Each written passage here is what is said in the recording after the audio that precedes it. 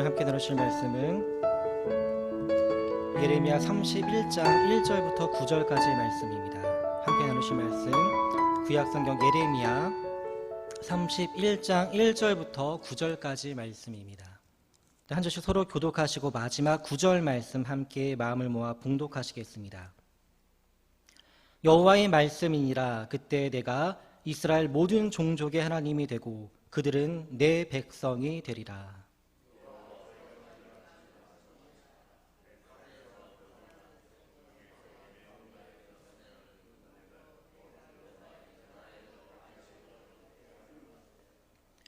옛적에 여호와께서 나에게 나타나사 내가 영원한 사랑으로 너를 사랑하기에 인자함으로 너를 이끌었다 하였노라.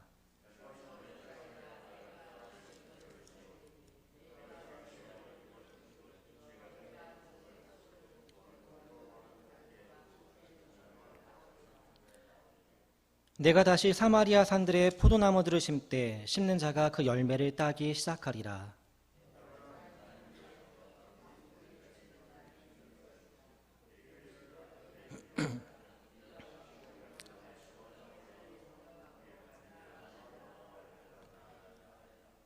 여호와께서 이와 같이 말씀하시니라. 너희는 여러 민족의 앞에 서서 야곱을 위하여 기뻐 외치라. 너희는 전파하며 찬양하며 말하라. 여호와여, 주의 백성 이스라엘의 남은 자를 구원하소서 하라.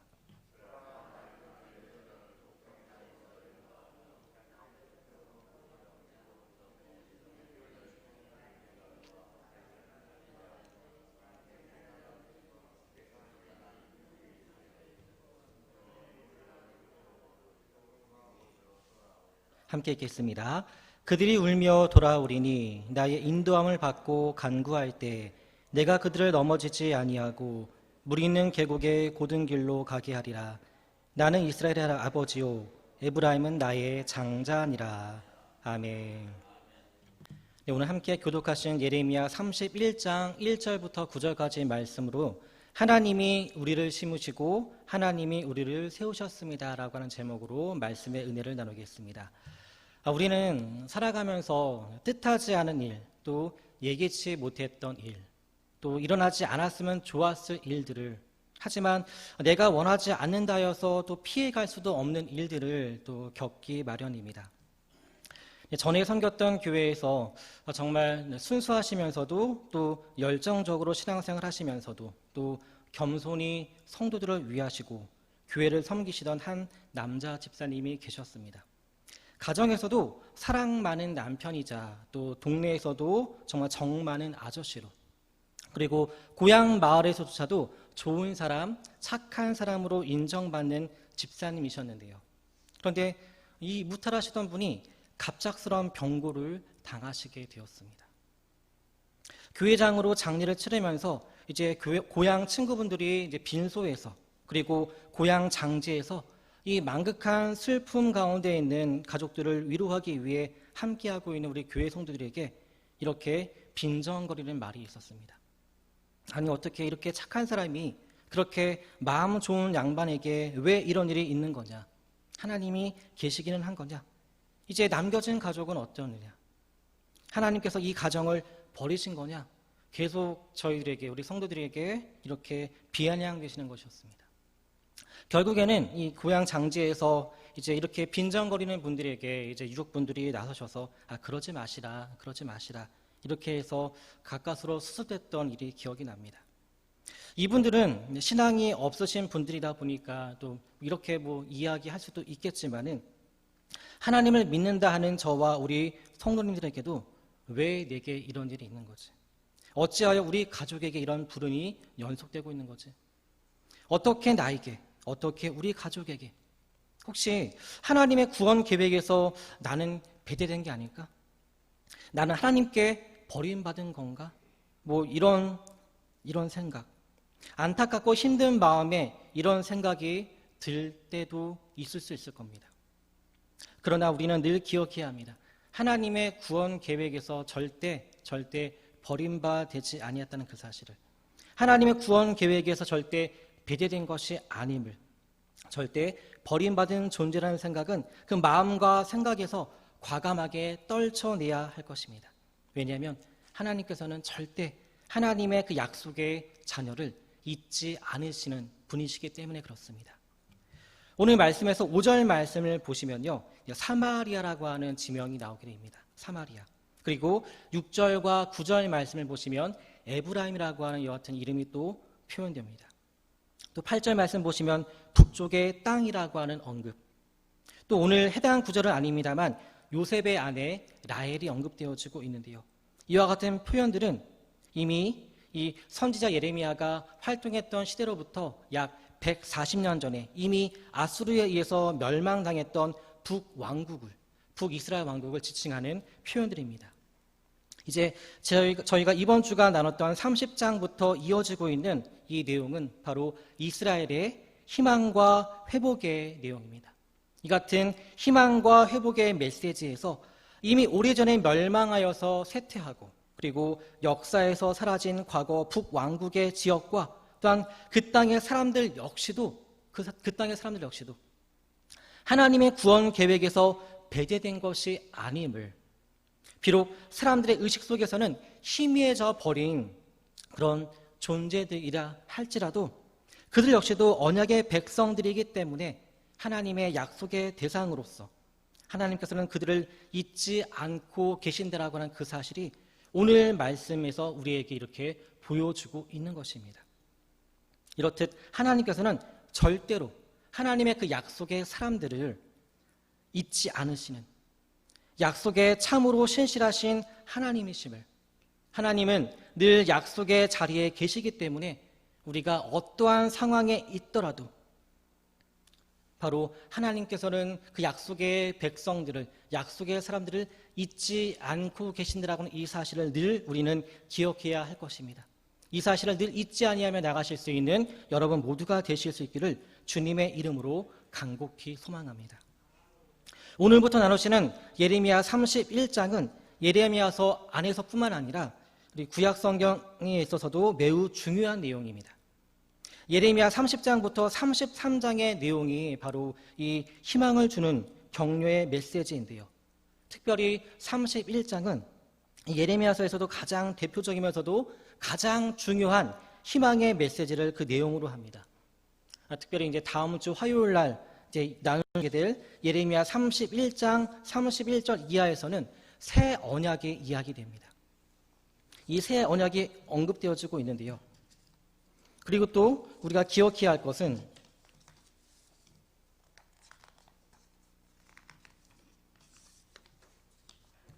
이 새 언약이라고 하는 이 내용이 향후 에스겔서뿐만 아니라 신약의 히브리서에서도 언급되어지고 있다고 하는 것입니다. 이와 같이 매우 중요한 언약이 희망과 소망으로서 이야기되어지고 있습니다. 이와 같이 새 언약이라고 하는 각별한 관계의 이스라엘을 향한 하나님의 또 특별한 사랑이 오늘 말씀 표현 가운데 나타나고 있습니다. 2절 말씀을 보시게 되면 은혜라고 하는 표현이 나오고 있고요. 또 3절 말씀을 보시면 사랑입니다. 그런데 이 사랑은 영원한 사랑이라고 이야기되어지고 있습니다. 그리고 3절에서 인자함으로 번역되어진 바로 히브리어로 헤세드라고 하는 단어인데요. 이같이 인자를 베푸신다라고 하는, 이스라엘의 각별한 사랑을 베푸신다라고 하는 표현으로서 바로 약속의 백성, 하나님의 언약의 사람들의 이 회복과 희망의 근거를 찾을 수 있는 것입니다. 앞서 제가 마지막에 말씀드린 인자함으로 우리나라 말로 번역되어진 이 헤세드라고 하는 이 단어를 기억하시기 바랍니다. 이 교회에서 부설로 운영하는 카페나 또는 성도님이 운영하는 이 개인 카페에도 이 헤세드라고 하는 카페 이름이 많이 사용되어지고 있습니다. 이 헤세드라고 하는 이 말은 바로 언약 백성에 대한 하나님의 그 사랑과 신실하심을 가장 잘 드러내는 단어이기도 합니다. 이와 같은 이해를 가지시면서 오늘 1절 말씀을 함께 우리 읽어보겠습니다. 1절 말씀입니다. 여호와의 말씀이니라.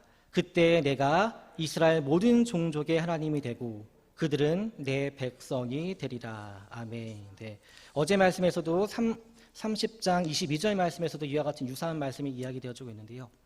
바로 1절의 말씀은 이스라엘의 모든 종족, 모든 지파, 모든 가족이 빠짐없이 여호와 하나님의 언약의 약속의 대상이라고 하는 것입니다.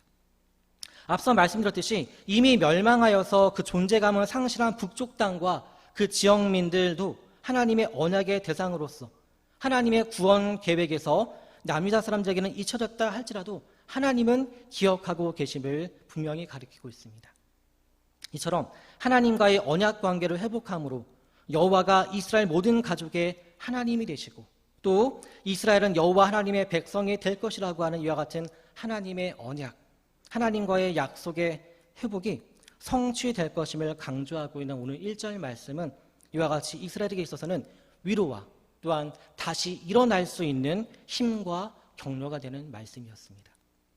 이어지는 2절부터 6절까지의 말씀은 현재 이스라엘 백성이 겪고 있는 그 고통과는 대조적으로 이제 미래에 펼쳐지게 될 가슴 설레이는 하나님의 구원 계획을 약속하는 내용입니다.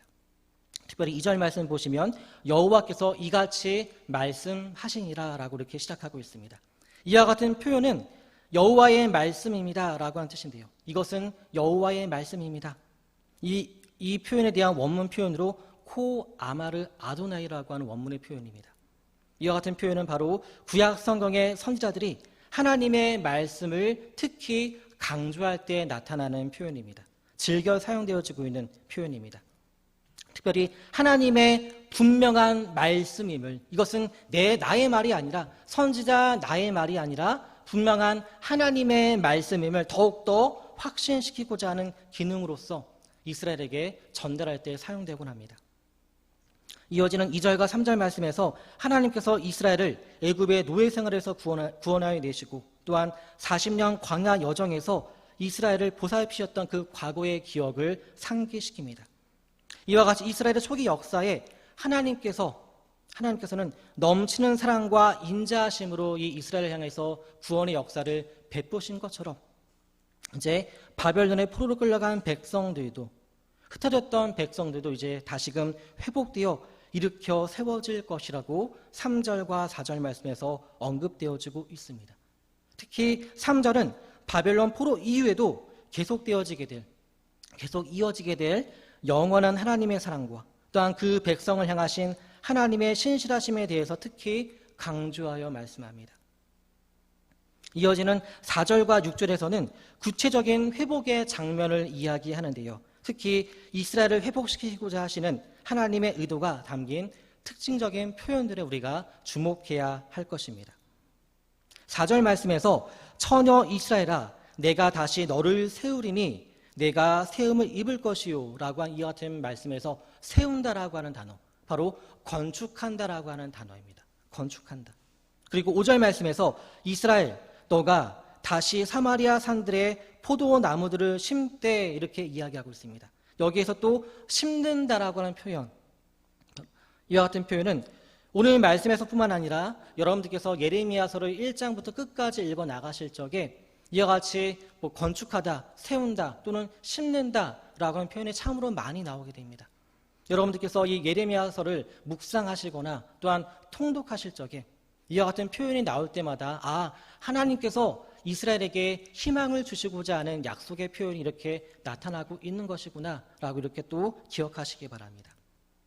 또 제가 좋아하는 말씀 구절 중에 하나인데 저희 이제 강구 예배를 드리시는 그 가정을 축복할 때 제가 자주 애용하는 말씀 중에 예레미야 32장 41절 말씀을 보시면 내가 기쁨으로 그들에게 복을 주되 분명히 나의 마음과, 여기에서 나라고 하는 존재는 선지자가 아닙니다. 하나님입니다. 바로 나의 마음과 정성을 다하여 그들을 이 땅에 심으리라 라고 말씀하십니다.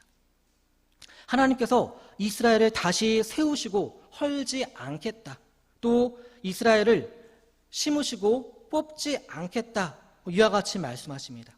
이와 같은 희망적인 회복의 표현이 이 예레미야서 전체에서 계속 이와 같이 반복되어 사용되어지고 있는 그 이유는 그만큼 하나님께서 이스라엘 향해서 확실하게 회복시켜 주겠다, 너희들에게 희망이 있다, 소망이 있다 라고 하는 이와 같은 사실을 강조하는 하나의 반증일 것입니다. 그래서 이런 약속을 받는 이스라엘은 그 심리적으로도 마음으로도 안심할 수 있게 되는 것입니다. 남유다에 앞서 아수르에 의해서 망하여서 폐허가 되었던 사마리아 산지에 이제 포도나무가 심겨지게 되고, 그리고 단순히 포도나무만 심은 것이 아니라 이제 그 과실도 거두게 될 것임을 이야기합니다. 이제 거두어서 이 포도의 열매의 과실의 맛을 보게 될 것임을 이야기합니다. 이와 같이 하나님께서 허무셨던 이스라엘을 다시금 희망으로 세우신다라고 하는 하나님의 재창조의 언어가 바로 포도나무를 심고 그 열매를 수확한다라고 하는 이 내용에서도 바로 회복을 약속하시는 것입니다.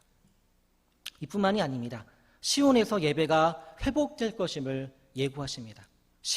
시온은 예루살렘과 동일한 의미입니다. 예루살렘에서 예배가 회복되어서 일어나라, 우리가 시온으로 올라가서 우리 하나님께로 나아가자라고 외치는 바로 이와 같이 예배를 독려하는 소리가 울려 퍼지게 될 것임을 말씀하고 있는 것입니다. 이렇게 5절과 6절에서는 구체적인 회복의 면면들이 약속으로 제시되고 있습니다. 이어지고 있는 7절부터 9절까지의 단락, 우리 먼저 또 7절 말씀을 함께 읽어보겠습니다. 여호와께서 이와 같이 말씀하시니라. 너희는 여러 민족의 앞에 서서 야곱을 위하여 기뻐 외치라. 너희는 전파하며 찬양하며 말하라. 여호와여, 주의 백성 이스라엘의 남은 자를 구원하소서 하라. 네, 아멘. 2절에서와 같이 7절에서도 똑같이 바로 여호와께서 이와 같이 말씀하셨습니다라고 하는 이 하나님의 말씀임을 특히 강조하는 표현이 사용되어지고 있는데요. 하나님의 구원 역사를 찬양하고 기뻐하며 더 나아가 더 적극적으로 그 구원을 소망하고 열망하라고 말씀하고 있습니다. 이렇게 7절 말씀에 이어서 이어지는 8절과 9절 말씀에서 흩어졌던 하나님의 백성들을 다시금 모으시고 귀환시키실 것이라고 하는 하나님의 약속의 말씀이 뒷받침되어지고 있습니다. 이처럼 하나님께서 이스라엘을 보호하시고 돌보시는 그 이유는 나 하나님은 이스라엘의 아버지요 에브라임은 나의 장자니라라고 하는 이 표현과 말씀에서 알 수 있듯이 이스라엘과의 특별한 사이, 특별한 관계이기 때문입니다. 이처럼 오늘 나누시는 말씀의 내용은 희망의 분위기가 한껏 고조되어진 상황인 것입니다. 이진희 목사님이 쓴 광야 시리즈의 첫 번째 책인 광야를 읽다라고 하는 책을 보시면 우리의 인생은 산을 정복하는 것이 아니라 광야를 건너는 것이라고 말합니다. 그리고 광야 시리즈 두 번째 책인 광야를 살다라고 하는 책에서는 우리 앞에 놓여진 이 광야를 어떻게 건널 것인가에 대해서 말합니다.